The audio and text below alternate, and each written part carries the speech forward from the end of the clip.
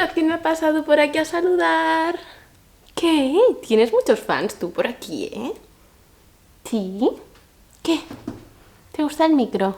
Muy buenas amantes de los umlaut, esto es Düsseldorf lleva umlaut, yo soy Alba, bienvenido a mi canal. En el vídeo de hoy vengo a hablaros de algo que me parece interesantísimo. Y esto es cómo muchos de los monumentos que hoy en día visitamos han perdido completamente su significado original y nosotros, desde nuestro punto de vista del siglo XXI, le hemos aportado un valor completamente distinto y que no se podrían haber ni imaginado la gente que construyó aquellos monumentos. Esto sucede con la gran mayoría de monumentos que existen alrededor del mundo, pero yo me he querido centrar en un monumento alemán, bueno, más que monumento, un castillo, que es extremadamente visitado, que es el castillo de Eltz.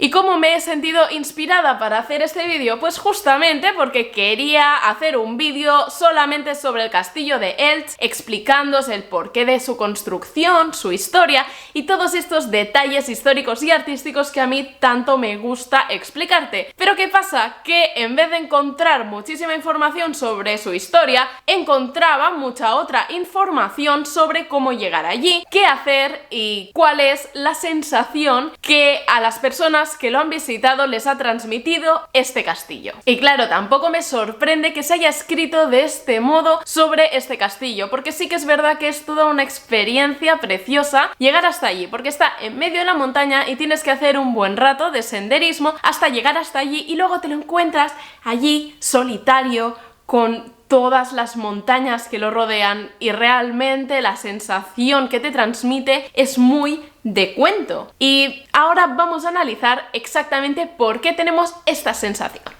Y para ello quiero hacer especial hincapié en la descontextualización del significado de los monumentos y de las obras de arte. Esto es algo que pasa constantemente en los museos, porque no nos engañemos, la gran mayoría del arte que se ha hecho en todas las culturas no ha sido diseñado para colgarse en un museo. De hecho, tú cuando entras en un museo ves, pues por ejemplo, arte medieval, toda una cantidad de retablos que estaban diseñados para servir a la contemplación, a la oración y para estar normalmente o en capillas privadas o en iglesias. Al juntarlas todas en una habitación de paredes blancas súper iluminadas, le hemos quitado todo ese significado que tenían en un principio. Pues del mismo modo que sucede con los retablos y con las pinturas, esto también sucede con los monumentos y con los castillos. El castillo de Eltz, del que os quiero hablar hoy, está muy cerca de la ciudad de Koblenz, en el Bundesland del Rheinland-Pfalz. Este castillo fue fundado en el siglo XIII bajo la forma de Gannenberg. Básicamente esto eran castillos que se construían por más de una familia. Y además, una de las curiosidades más grandes del castillo de Eltz es que siempre desde el siglo XIII el castillo ha sido propiedad de las mismas familias. No ha pasado a ser propiedad de nadie más. 800 años, eso es una cifra bastante impresionante realmente. Pues estamos en el siglo XIII cuando se fundó este castillo, en pleno Imperio Romano Germánico. Y ahora tú me dirás, Alba, infórmate bien, porque es que el Imperio Romano no tiene nada que ver con el medievo, ¿qué me dices? Pues sí y no al mismo tiempo. Tienes razón, el Imperio Romano de la antigüedad, el que entendemos como el Imperio Romano, pues ya no existía. Vamos, el que todo el mundo conoce por Julio César, Asterix, Obelix, esta gente, no existía en ese momento. Pero justamente porque había desaparecido, Carlomagno intentó crear otra vez este imperio y lo fundó en lo que es ahora parte de Alemania y parte de Francia y otras partes de Europa.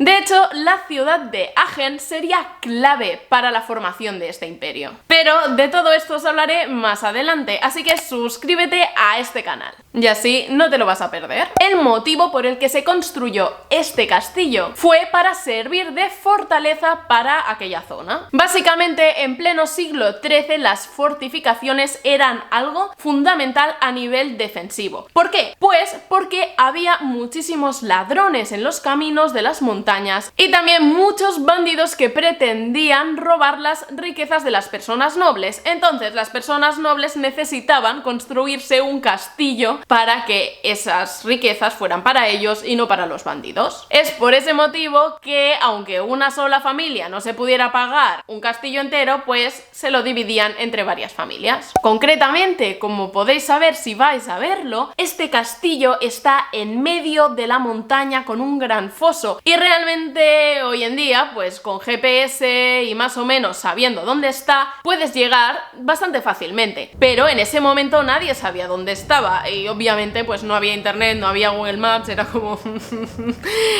Yo no sé cómo la gente se ubicaba en esa época, también te tengo que decir. Pues bueno, que no era para nada fácil de avistar, y una vez lo hubieras avistado, entrar en el castillo era prácticamente imposible. Pero, sin embargo, no todos los castillos han sido construidos con una finalidad defensiva. ¿Os acordáis del castillo Neuschwanstein del que os hablé en este vídeo de aquí? Pues bueno, en ese vídeo te explico cuál es el significado que los castillos tenían en el siglo XIX, que es completamente distinto del que os estoy explicando ahora. Básicamente, en el siglo XIX empezó a cambiar esta idea de lo que son los castillos. El significado de la obra original ya estaba empezando a cambiar, ¿lo ves? Al haber desaparecido el peligro de asedio y al no necesitar fortalezas para protegerse, el significado original del castillo había desaparecido. El castillo de Elst ya no servía para su funcionalidad original. En el siglo XIX e incluso en el siglo XX, estos castillos se empezaron a tomar como la creación de mitos. Fue justamente en este momento cuando empezaron a crearse todas las leyendas fantásticas y mitológicas que envuelven a los castillos. Y muchas de estas historias son sacadas de cuentos populares, es decir, de la cultura popular de la región. Un ejemplo clarísimo de esta recopilación de cuentos fueron los propios hermanos Grimm. Ellos se dedicaron a viajar por el campo y a recopilar todas las historias de la cultura popular para poder tenerlas todas juntas por escrito para que no se perdieran nunca. Es decir, que en este momento ya se empieza a tener conciencia de lo que es la cultura, de lo que es el arte y de la necesidad de preservarlo. Tenéis que tener en cuenta que cuando se construyó el castillo de Elst, esta no era una necesidad en absoluto. Vamos, es que sabrás de sobra por todas las películas Disney que los castillos son un punto esencial en todos estos cuentos. Esto lo podemos ver en La Bella Durmiente, en Blancanieves, La Cenicienta, Rapunzel, etcétera. Vamos, que Walt Disney tuvo muchísima inspiración no solamente por el castillo Neuschwanstein, sino por todo el imaginario que crearon los hermanos Grimm. Y además de estas fábulas de cuento, también se crearon algunos mitos fantásticos de miedo y de terror que mi compañero Manu HD explica a la perfección, y en este vídeo de aquí te dejo su visita al castillo de Elst en la que te explica algunas de estas historias y yo creo que te van a gustar mucho. Y ahora por fin llegamos al siglo XXI, a la época actual. Y es que si tengo que resumir la cultura de nuestro siglo en dos palabras, esas serían turismo e internet. Y esto se refleja a la perfección en nuestra manera de percibir los castillos medievales. Ahora mismo ni se construyen castillos a nivel defensivo ni se crean leyendas a partir de estos castillos. Ahora mismo estos castillos se utilizan, y no nos engañemos, como punto de peregrinación del postureo. Tanto tú como yo queremos viajar a muchísimos lugares y tomarnos fotografías en esos lugares y luego subirlos a las redes sociales. Que bueno, hablando de redes sociales, oye, sígueme por aquí, que por Instagram pues voy subiendo contenido muy guay también. Y es que todo el mundo quiere hacerse una foto de ensueño con ese castillo de fondo. Y aunque detrás de la cámara haya una cantidad de turistas que no te puedes ni imaginar, la mayoría de gente se pone con una postura angelical con el castillo de fondo para tener esa sensación de cuento que se forjó en los siglos pasados. Es decir, que hoy en día percibimos el castillo a partir de nuestra propia presencia en él. Y el significado del castillo lo construimos a través de nuestra propia experiencia. Puedes leer muchísimo sobre historia, informarte, hacer una visita guiada, pero al final el significado que tendrá este castillo para ti será la excursión que hiciste con tus amigos hasta llegar a él, las fotos que te tomaste, lo que comiste, lo bien que te lo pasaste y el buen día o mal día que hizo aquel día. Te diré más, enfoquémonos desde el punto de vista de los propietarios del castillo, que ya sabes que hace 800 años que es la misma familia. Al principio lo formaron para poder tener un lugar seguro en el que vivir, para que nadie les atacara y nadie les robara sus riquezas. Lo que pasa es que actualmente los propietarios ya no utilizan este castillo como su vivienda, ya no viven allí, sino que lo utilizan como negocio para poder ganar dinero de los turistas que el propio castillo atrae. Y no me malinterpretes, está bien, yo no estoy diciendo que este nuevo significado esté mal, ni que seamos una sociedad mucho más frívola, ni nada. No,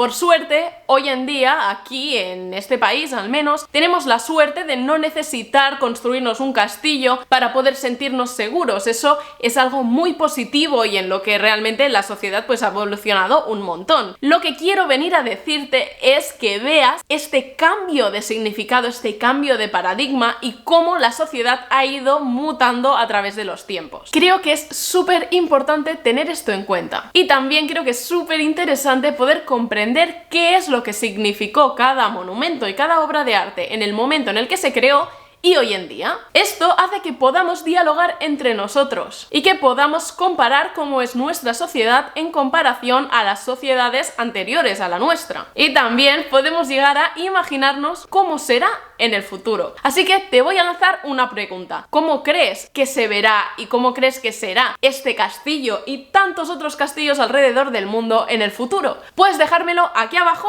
en los comentarios. Y hasta aquí el vídeo de hoy. Espero que te haya gustado muchísimo. Si es así, por favor, déjame un like, que así sé que tengo que continuar haciendo estos vídeos. Y sobre todo, suscríbete a este canal. Tienes por aquí el enlace donde puedes hacerlo. Y una vez te hayas suscrito, corre a ver este vídeo de aquí en el que te hablo del castillo de Neuschwanstein, para que veas cuál era el significado de este castillo que se construyó en pleno siglo XIX. Nos vemos en el próximo vídeo. ¡Chao!